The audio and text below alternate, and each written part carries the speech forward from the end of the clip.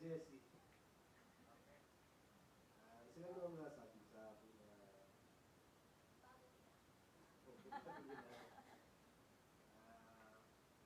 kasama ng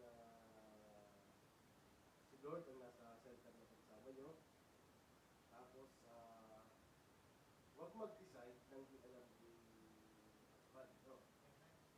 Huwag mag-decide ng isang bagay na hindi alam ni brother husband kasi yung time na nag-decide ka na hindi na alam tapos lumating sa kanilang na-fail yung decision mo, kasama si brother husband.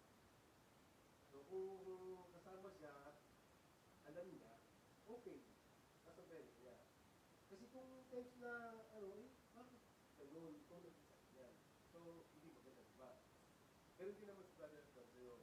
Hindi naman si brother husband, talagang hindi namin sa kanya.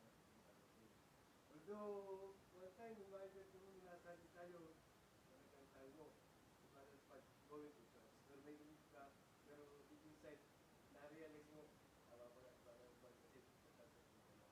So, huwag ka masyadong basta siya, isipin niyo lang, si Lord na nasa sa kasama. Ganun lang, sana, magpatuloy tayo, kami continue serving the Lord sa mga, diba? Amen?